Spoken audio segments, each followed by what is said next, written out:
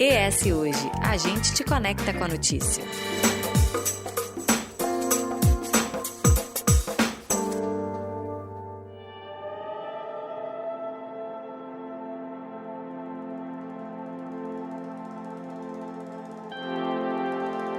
Está chegando a hora de irmos às urnas e eleger nossos representantes que conduzirão as cidades pelos próximos 4 anos através do voto. O voto é uma forma de demonstrar opinião, vontade ou preferência por algo. Por exemplo, nas eleições municipais, votaremos em candidatos a prefeito e vereador e expressamos a nossa vontade de que ele seja eleito. Essa decisão é feita com base nas nossas crenças, valores e no que acreditamos ser melhor para o nosso ambiente. Mas como todo processo, as eleições também têm regras, tanto para quem vota quanto para quem concorre. Para debater essas normas e falar sobre o papel dos eleitos no pleito, convidamos os historiadores e pesquisadores do Laboratório de História das Interpretações Políticas e Institucionais da Universidade Federal do Espírito Santo, Felipe Savelli Pereira e João Paulo dos Santos de Souza. Sejam muito bem-vindos. Muito obrigado. Bom, então vou começar aqui perguntando como que surgiu o voto aqui no Brasil, né? A gente tem registro do voto desde o Brasil Colônia, antes da família real chegar. Muita gente acredita que o nosso processo eleitoral começa com a chegada da família real, né? A gente tem esse meio mito, assim, na nossa cabeça. A primeira coisa que nós temos que entender são instituições fundadas pelos portugueses na colonização, como, por exemplo, a Câmara de Vereadores. Existem desde o século XVII as câmaras de vereadores. Então, o voto no Brasil já existia sim antes de 1808, antes da chegada da família real, porém era um voto, logicamente, ligado à renda, posição social, e não era amplamente divulgado. Logo, era controlado pelas elites locais, na forma de constituir aquela instituição que era a Câmara de Vereadores para cada vila. E as vilas meio que dominavam outras cidades pequenas, como, por exemplo, um grande exemplo emblemático é o caso de Pernambuco, que a vila principal era Olinda, com a Câmara de Vereadores, e tinha Recife, que era uma vila secundária ligada a Olinda. Quem votava? Senhores de engenhos de Olinda, ninguém de Recife. Então o voto no Brasil ele era ligado às grandes vilas, essas câmaras de vereadores dessas elites primárias do Brasil, do século XVI, XVII e o transcorrido do século XVIII, antes da reforma pombalina, do Marquês de Pombal, na segunda metade do século XVIII. Vocês falaram que existiam as câmaras de vereadores. Esses vereadores, eles eram votados realmente? Eles eram escolhidos? Assim, hoje a gente tem as convenções partidárias que definem os nomes, e esses nomes vão para a votação após, lógico, a Justiça Eleitoral autorizar, verificar se eles estão aptos, etc. Não era convenção. Então, como é que esses vereadores, esses nomes vinham a concorrer? Eram critérios colocados como idade, renda, posses, e essa pessoa se tornava apta a se tornar vereadora, a ser votada. Normalmente, havia-se um acordo entre as oligarquias locais para cada um, por exemplo, para cada família, por exemplo, a família Souza, a família Silva, cada um, que são as grandes famílias, teria o seu representante ali, defendendo seus interesses. Então era um grande acordo as eleições nesse primeiro momento do Brasil, um grandíssimo acordo, para que não houvesse essas disputas, que normalmente as disputas eleitorais no Brasil nesse período iriam acabar em armas, em revoltas, em problemas em uma cidade ou outra. E vamos lembrar, o Brasil é um país colonial ainda, então Portugal poderia intervir a um lado ou outro e simplesmente esmagaria o inimigo. Então tinha sempre essa questão de buscar o acordo para fugir o confronto armado. E geralmente, assim, para além do processo histórico, para além da linha do tempo, a gente não pode ir lá para o período colonial pegando conceitos que são próprios do final do século XIX para cá, quando nós viramos uma república. O que vai ser cidadania para a Primeira República? Completamente diferente e avançado se comparado ao que era no ciclo dos séculos, né, do período colonial. Então, todo esse acordo que o Felipe aventa aqui pra gente, pensando justamente no processo de que não havia uma exclusão, porque simplesmente não havia a inclusão de muitas pessoas humanas no status de pessoa, no status de cidadã.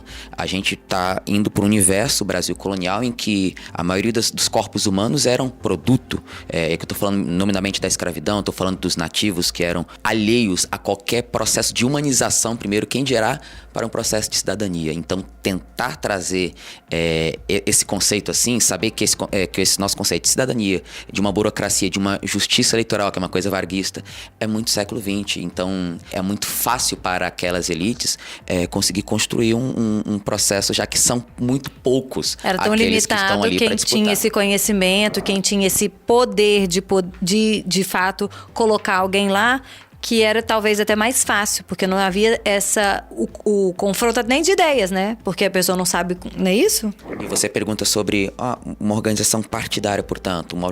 Os conceitos de partidos políticos, eles são diversos, e até conceitos de partidos que podem ser até mais antigos do que o século XIX, obviamente, mas nada tão formal quanto o conceito de partidos que nós temos a partir do século passado. É por isso que eu estou dizendo, ironicamente, que era fácil para aquelas elites. A gente também está falando também de um período que é pré-Revolução Francesa, que inclui uma série de pessoas nesse processo. O que leva ao que o Felipe coloca também, né? Que realmente é surpreendente falar que existiam câmaras já na colônia, porque o conceito de rei que nós pensamos é o conceito do rei, dos períodos absolutistas, que é um conceito não da idade contemporânea, né? Que é um conceito da idade média para moderna. Então, a gente tentar trazer isso para a colônia brasileira, o Império Ultramarino Português, trazer isso para o Brasil Imperial é sempre uma novidade, o que torna esse assunto, obviamente, muito intrigante. Como pode dizer, até os inventários de família contavam as peças de dinheiro e as peças humanas. Os africanos escravizados eram chamados de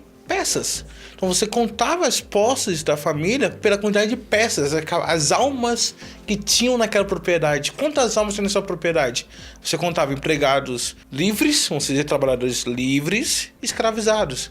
Então a disputa era uma disputa de renda, posses. E vamos lembrar, por exemplo, a Câmara de Vereadores que nós temos, por exemplo, no Brasil colonial, que vem de Portugal, é resultado de uma construção histórica portuguesa medieval de origem árabe, de construção de câmaras nos antigos califados, que vamos lembrar que a Península Ibérica foi um califado árabe, muçulmano. Tinham essas câmeras que decidiam ali, propõem, e o chefe, o califa, consultava eles, aceitavam ou não. Essa construção histórica portuguesa é traga para o Brasil em Câmara de Vereadores. Não à toa que Câmara de Vereadores é algo que quase não existe em nenhum outro país que não foi colonizado por Portugal nem por Espanha. Porque é uma origem árabe, essa construção de Câmara de Vereadores, como nós temos. Nós temos as câmaras de lordes e comuns, por exemplo, no caso inglês, mas não é local, como por exemplo a Câmara de Vereador, que é a Câmara de uma vila, é a Câmara da cidade, é um traquejo do dia a dia. Então a Câmara de Vereador é algo tão peculiar que no Brasil ultramarino fazia muito sentido. Por quê? É um país gigantesco, de dimensões continentais, que você precisava de uma ação rápida e direta. Logo, se você tem um governo geral, esse governo geral não dá conta no mundo sem internet e telefone. As câmaras de vereadores eram um poder local atuando no dia a dia dessas vilas. E vamos colocar uma capital que depois foi migrar para o Rio de Janeiro. Antes era em Salvador, na Bahia. E, por exemplo, do Rio para Bahia, hoje, de carro, você podendo andar a 100 km por hora, é um dia e meio de viagem. Imagina o tempo que não levava naquela época. Então, a Câmara de Vereador era uma solução para o Brasil colonial. Uma solução para esse país continental. Eu gosto de frisar para os meus alunos na escola: pensa a Europa sem a Rússia, é o Brasil e mais um pouco. A Europa toda sem a Rússia cabe dentro do território brasileiro. É mais longe você ir do Iapoca ao Chuí ou sair do Rio Grande do Norte a Paris. Então nosso país é gigantesco. Então o poder precisava ser localizado. Então as câmaras, elas funcionavam como isso, a localização do poder real. Elas estão criadas há tanto tempo, elas deveriam ter tanta importância, elas deveriam ser um local de debate tão grandioso, né? E o que hoje se fazem com as câmaras municipais? O que hoje fazem para desvalorizar a classe política e os vereadores, que são a primeira etapa na política, né, da eleição, mais próxima da sociedade. Porque normalmente entram ali pessoas que são lideranças de um bairro, de uma comunidade, que fizeram algo dentro de uma região tão pequena e que as pessoas confiaram neles a voto deles chegarem lá para representar. A gente entra falando dessa questão de elite, onde começa a gente ter a parte de crime eleitoral, que hoje em dia a gente fala muito, né? Hoje a gente se policia muito aos candidatos cumprirem a regra. Onde que começa isso? Começa a não preencher os requisitos de renda ou já entra com alguma outra coisa? São as fraudes. As fraudes em geral, de pessoas mortas votarem. Vamos pegar no período do Império, quando se instituiu o voto para deputados, por exemplo, pessoas mortas votavam, porque é um registro, vamos lembrar, gente, não havia cartórios muito bem estabelecidos no Brasil. Quem fazia o registro eram as próprias paróquias locais. E às vezes aquele padre paroquiano era o irmão do prefeito daquela cidade. Então, se controlava os registros e pegava registros de pessoas mortas e votava. Você tem o voto de cabresto, que é o quê?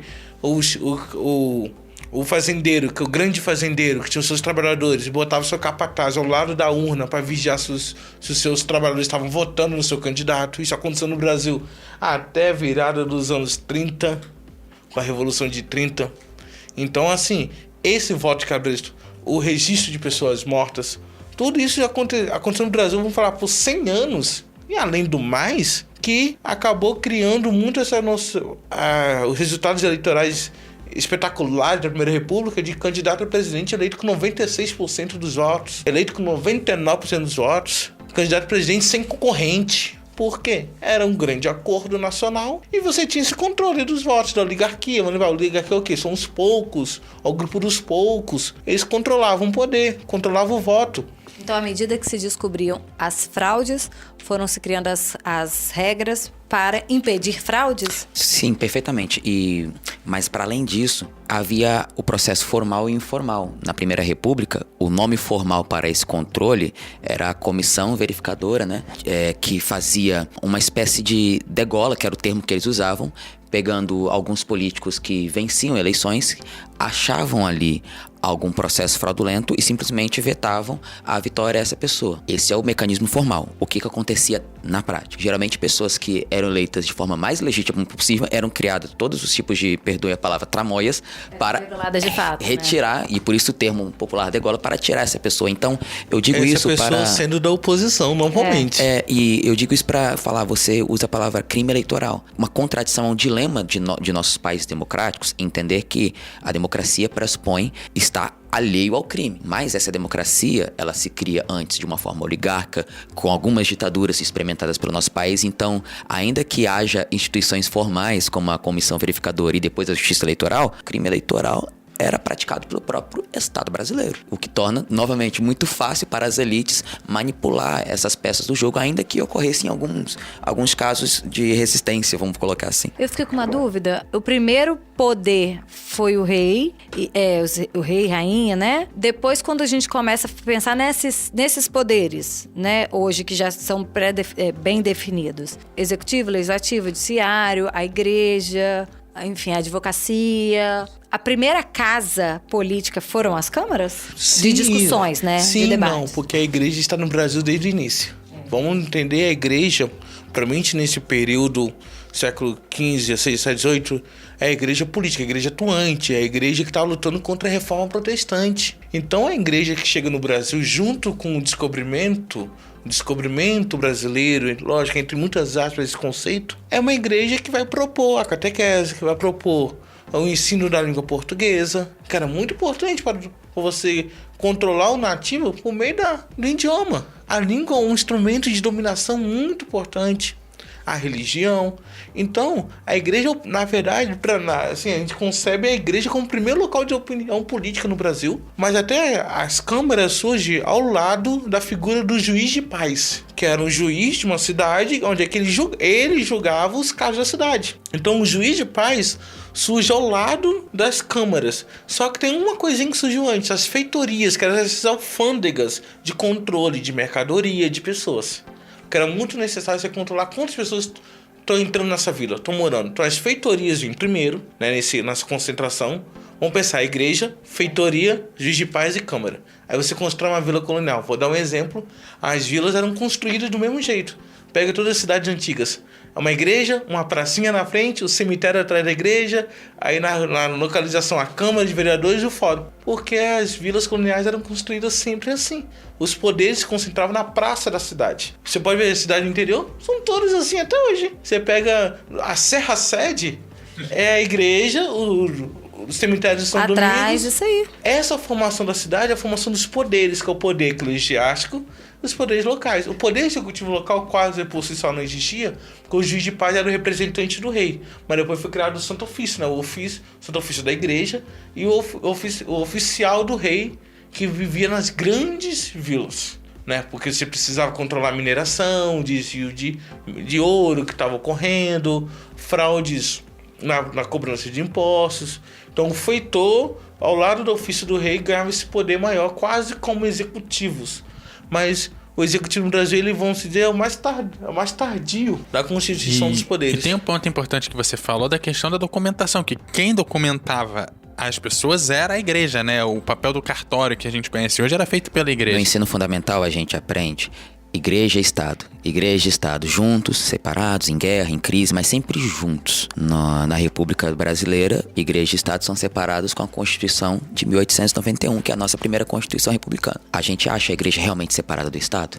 De lá pra cá? É difícil falar que sim, e taxativa. também dizer que não, também é taxativa, também é impossível. Existem várias nuances aqui nesse envolvimento. Então, se há um Estado, se há um direito civil, é porque houve um direito canônico primeiro, herdado ali por aquele Estado fauro, né? Aquele estamento burocrático português, lá atrás, no século XIV e XV, que nos funda e que traz, então, toda essa celeuma, né, de poderes, né? Até onde vai o meu direito, até onde vai o seu direito. E as elites todas tentando lidar com isso. Em algumas cidades, nós temos 78, em algumas cidades do interior, o cargo do vereador ainda é muito importante. O cara chega e fala, fulano é vereador, cidades pequenas, então, nossa, vereador, fulano chegou e tal. Eles realmente têm essa autoridade.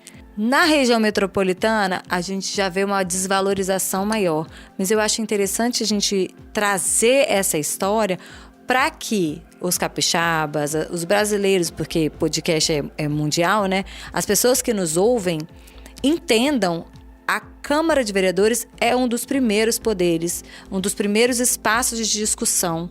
Ele tem tamanha importância e as pessoas que concorrem para esses cargos também precisam se empoderar de informação para trabalhar direito. Dizer que vai mudar a lei A, B ou C nem compete a eles. Então, o ideal seria que todos estudassem, se preparassem realmente para fazer bem, cumprir bem o mandato de 4 anos, né? Eu trabalhei com vocês a palavra democracia de uma forma bem ligeira, mas quando você vai para a faculdade, estuda ciência política ou mesmo o curso de história, a gente vê democracia com várias interpretações, começa aí. E esse que é o grande problema, porque quando a gente está fora do espaço intelectual, quando a gente está no espaço leigo, a gente está simplesmente quase que um refém das propostas que te chegam.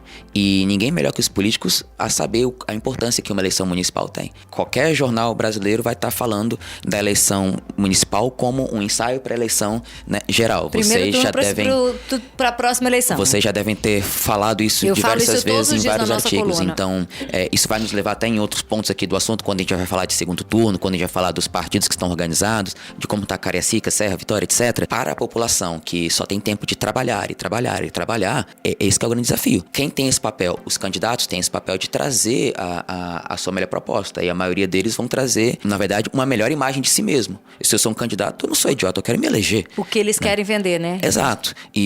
Mas a população, obviamente, traz essa comparação que você faz, que um vereador interiorano geralmente terá um poder local bem mais exuberante, né, do que um vereador daqui de Vitória. Será que é porque, de repente, aqui na região metropolitana a gente tem um acesso mais fácil a um poder um pouco mais alto, que seria o deputado, o estadual, pelo menos? Não só o deputado, o governador, mas também, quanto mais próximo da região metropolitana, as ações de um governo nacional são mais incisivas. Quanto maior o meio urbano, quanto mais você chega nesses locais que tem mais poder disputando a imagem, o que vem mais alto ainda atinge. E no meio urbano, Nós sabemos que o meio urbano é aquele que sente mais rapidamente a vida na economia, tudo, ações do governo federal. Então, até nessa escalada, quanto mais próximo do centro da capital, os poderes locais eles começam a se ofuscar. E quando a gente consegue, por exemplo, ter um prefeito, vereadores falados na capital, quer dizer que está tendo algo diferente.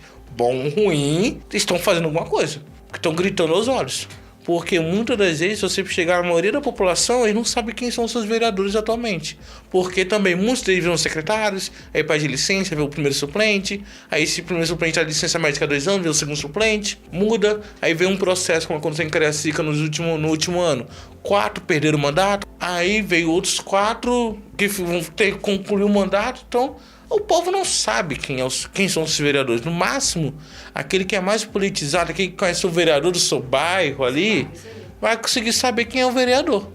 Mas, gente, só para frisar essa parte da importância da Câmara dos Vereadores, a gente citou aqui de relance a Guerra dos Mascates, por exemplo, foi uma guerra que aconteceu em Pernambuco, entre 2 cidades, devido à decisão da Câmara de Vereadores de Olinda, em que eles não iriam pagar os seus empréstimos aos comerciantes de Recife. Ocorreu uma guerra na região, em que, na época, o rei de Portugal vai intervir e simplesmente vai mudar toda a política econômica sempre, do Nordeste. A capital sai de Olinda e vem para o Recife.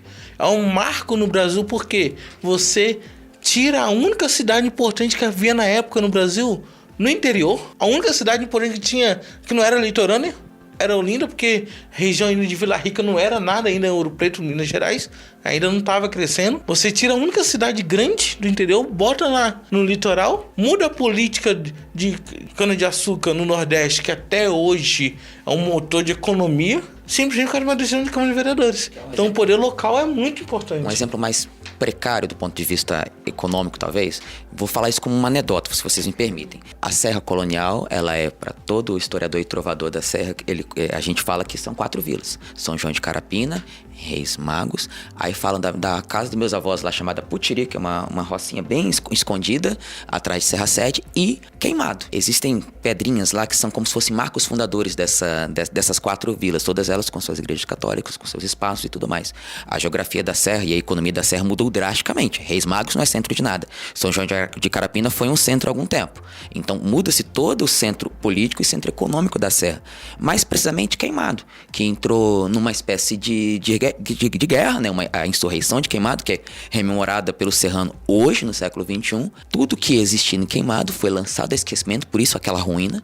Era necessário, para a elite local da Serra, enterrar a história de Queimado. E é que surge Serra Sede. Como o lugar em que o imperador dormiu um dia, o lugar em que até hoje mantém a sede da prefeitura da Serra. É uma anedota que eu tô falando assim, mas é claro que é uma guerra mais local, mas mesmo sendo tão próximas da gente, a gente não consegue conhecer. Entende? Só se aprofundando muito em história do Espírito Santo para entender esses nuances. É uma anedota para comparar com o caso. Ou, por exemplo, Vila Velha era uma cidade ligada à Vitória. Vila Velha não era uma cidade independente, era 1940 agora. Vila Velha era uma cidade com marca de Vitória. Era uma cidade unida à Vitória. Não é à toa que o ex-governador Elcio Alves, no seu mandato em 76, que propôs um plebiscito, que foi feito um plebiscito do Espírito Santo para fundir Vitória e Vila Velha numa única cidade, para se chamar Vitória do Espírito Santo, em referência ao antigo nome de Vila Velha, que é a Vila do Espírito Santo. Esse plebiscito, o voto pela fusão venceu, porém, os vereadores de Vila Velha entraram com recurso no Tribunal Superior Eleitoral porque não tinha formado a maioria simples. Senão Vitória e Vila Velha teria sido uma única cidade. Teve propaganda e tudo, mas quem não queria? A Câmara de lá. Porque ao eles lá, eles vão ter que disputar com quem? Com os candidatos de Vitória. Os candidatos da capital. Aqueles que tinham dinheiro. Então a Câmara, por exemplo, um outro exemplo, os membros da Câmara que impediram que Vila Velha deixasse de existir. Que Vila Velha ia ser parte de Vitória. Porque, segundo o discurso do ex-governador Elcio Alves, tinha que devolver o prestígio de capital de Vila Velha.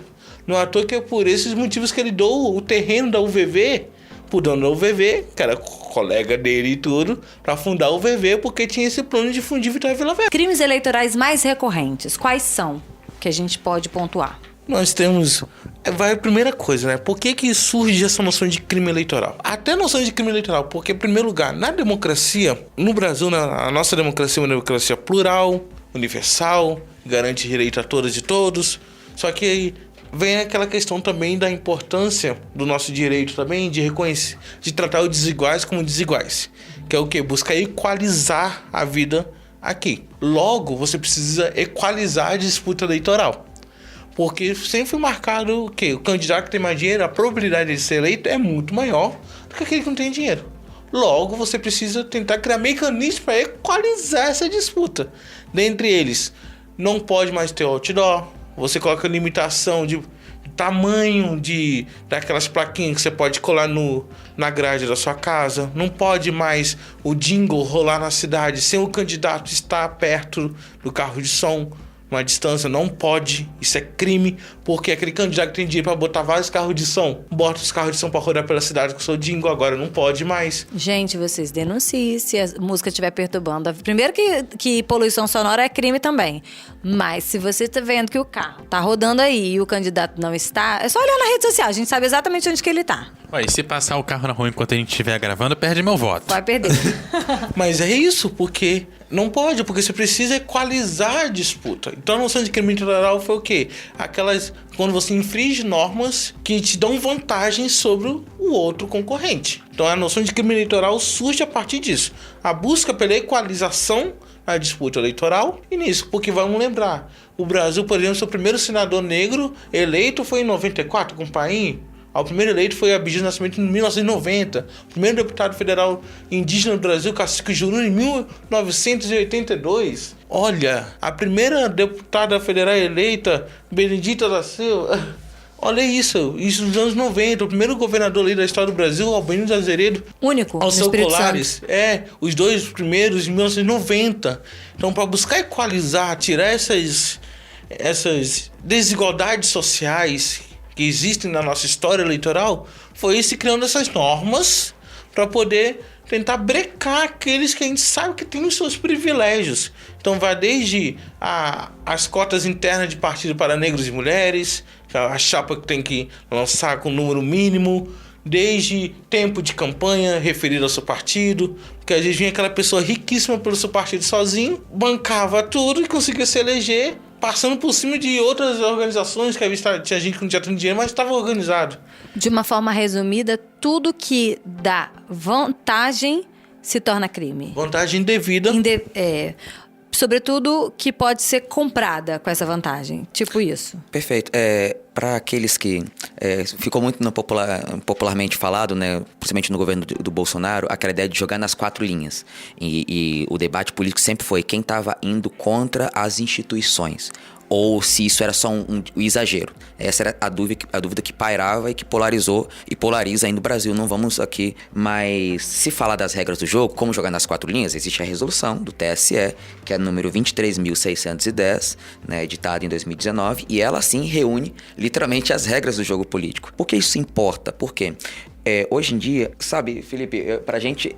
que estuda um pouquinho o século XX, né? É muito fácil, ironicamente falando, falar, né, de abuso de poder econômico, fake news, coisas assim voltadas a crimes que são... que nem parece crime. Porque você vê a pessoa fazendo, sempre fez, então você não se importa, mas é crime. Só que há muito pouco tempo atrás, por exemplo, a gente tem um estudo que a gente fez das prefeituras de Cariacica no final da ditadura, entregando aqui para a Nova República. E a gente viu uma troca de quase 20 prefeitos num processo de mais ou menos 40 anos. A estabilidade de Cariacica vem com a Luiz Santos, Helder, Juninho, agora Euclério. A Serra Sede, pós-morte de Ferrosa, todos os casos familiares envolvidos, a gente tem Mota, Vidigal, Aldifas, etc. E mesmo Vitória, que ainda que Vitória tenha tido uma continuidade, por quê? Porque Vitória tinha o controle. O controle de quem? Da União. Até ontem quando estávamos na ditadura militar, cidades importantes e as capitais, os prefeitos eram nomeados. Então, interventores federais. A gente está aqui em Vitória, quem é morador crescido aqui em Vitória, não percebia nas cidades ao lado da Grande Vitória, como era bagunçada a política. Então, por isso que eu estou dizendo que é fácil falar agora dessas coisas, quando se há muito pouco tempo atrás, a morte de um candidato não era tão inusitado como é hoje, quando se mata assim, um vereador no sul do estado, ou uma vereadora, etc. Antigamente, se não era morte, a ameaça de morte não era nada velada, era muito exposta. E a Grande Vitória tem muitos exemplos. E sem contar, por exemplo, também doações. Se a gente for pegar, hoje em dia é proibido os CNPJs fazerem doações para a campanha, né? Somente CPFs. Na época, por exemplo, usar o o exemplo do falecido Camilo Collor, que a sua própria empresa Itapemirim botava dinheiro na sua campanha dele e ele ganhava sempre, é verdade. Entendeu? Aí você pega... E hoje a gente vê que as pessoas fazem manobras, né? A empresa tal, o dinheiro vai para conta de um monte de gente, esse monte de gente faz esse Ou, por montante. exemplo, você faz uma vaquinha solidária na internet, você não precisa divulgar quem doa naquela vaquinha, e você injeta ali no limite e faz. Então, assim, tem várias formas ainda, mas hoje em dia ainda está muito melhor do que nós pegarmos, por exemplo. São passos curtos, mas são passos. Se me permite preservar a fonte da informação, na eleição de 86... Está num artigo nosso publicado na revista da Ampul aqui do estado. Sim. Mas na eleição de 86, por exemplo, essa fonte dizia que haviam 2 helicópteros para a campanha política do Espírito Santo. Um helicóptero do governador e um helicóptero de Camilo, entende? Que anos 80, gente. ao governador. Mas só para ter uma ideia para amarrar como essa coisa do poder político e poder econômico, como que isso anda junto há até muito pouco tempo. Sem contar também que tinha uma outra manobra, que às vezes você não podia se reeleger, você elegia seu laranja, você era o suplente dele, e ele milagrosamente pegava a licença no segundo dia de mandato. Isso aconteceu muito em Cariacica para vereadores. Por isso essas 20 trocas em pouquíssimo tempo, né? Vou dar um exemplo assim. Durante toda a minha graduação até o mestrado, eu peguei todas as atas de eleição de 1960 a 2008 do Espírito Santo. E averiguando uma por uma, você vê cada manobra feita em cada cidadezinha. E é tão escancarado, você nem precisava estar no mestrado para poder ver, né? Não, você vê essas fontes hoje, algumas não estão ainda na internet, eu estou preparando os arquivos para poder um dia publicar, né?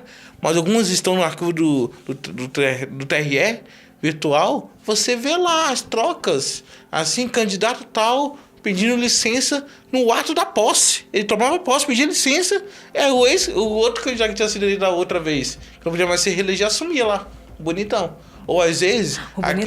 Foi assim que surgiu que não pode ter terceira reeleição? Foi a partir desse tipo de manobra? Muitas dessas, e a principal dela foi o quê? A questão foi o quê? A reeleição no Brasil, ela foi criada com a FHC, a reeleição de 2 turnos de segundo mandato para executivo.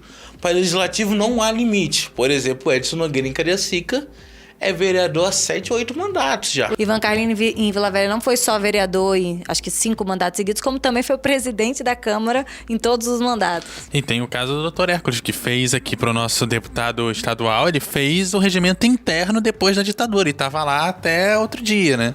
Para vereador ou para deputado? Para deputado estadual. E isso acontecia muito, só que a questão maior é o quê? Você fazia o quê? Você montava uma chapa, principalmente no regime civil-militar era muito forte isso. Você montava uma chapa, o candidato do partido não ganhava. O que acontecia? Aquela pessoa que ganhou, deixava o cargo para ele, porque ele era forçado a fazer isso. Tudo aí ele ia fazer o quê? Ganhava uma secretaria, para poder calar a boca. Bom dinheiro.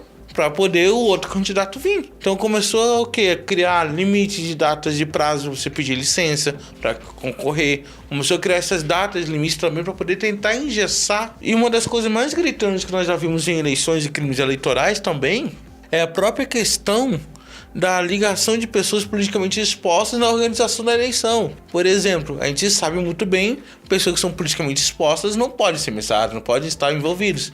Nós vamos pegar inúmeros casos, novamente preservando nossa fonte, que aconteceu em Cariacica, do chefe de seção ser ligado, assim, declarado, ligado ao prefeito da época, e ele abria a urna e descartava as cédulas dos seus candidatos rivais.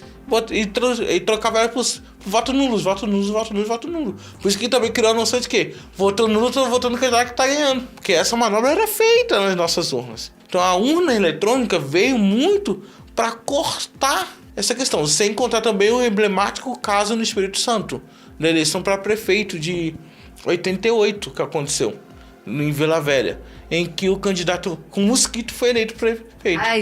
Jair Oliveira aqui da nossa rádio EBS hoje, ele sempre conta isso. Mosquito foi eleito. Então, todos esses casos assim, a urna eleitoral veio, a urna eletrônica veio para poder tentar brecar isso. O registro eleitoral, o título de eleitor, tudo isso. Porque nós temos o caso dos títulos fantasmas de Cariacica, que foi um caso que estourou na época, mas foi bem abafado. Também foi descoberto quase 2.000 títulos falsos de pessoas mortas que votavam. A pessoa má faz coisa ruim porque pode, entende?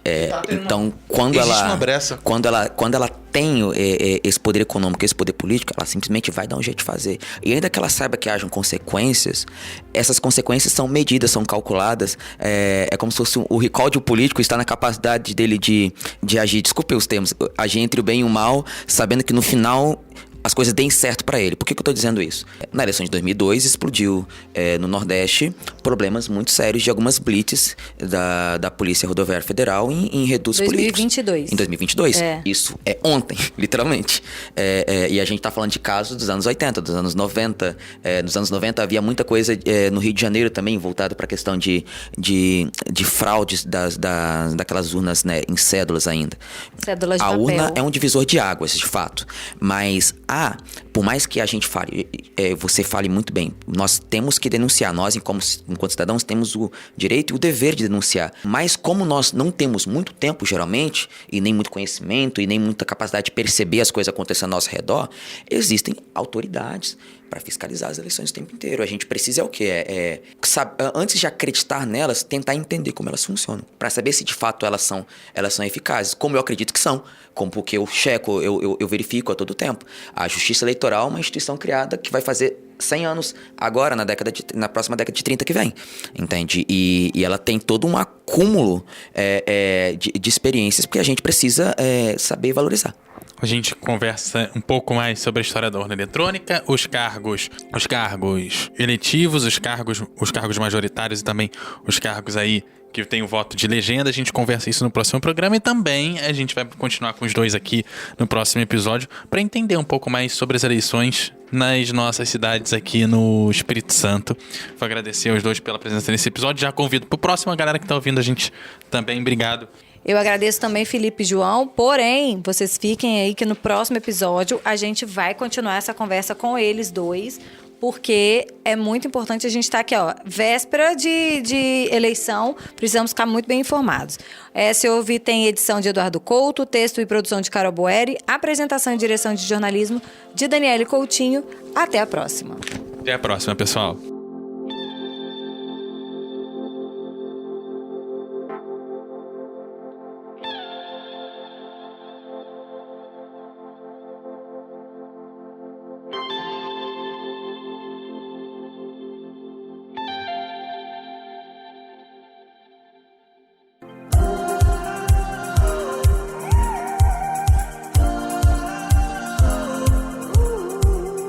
Comentários em eshoje.com.br.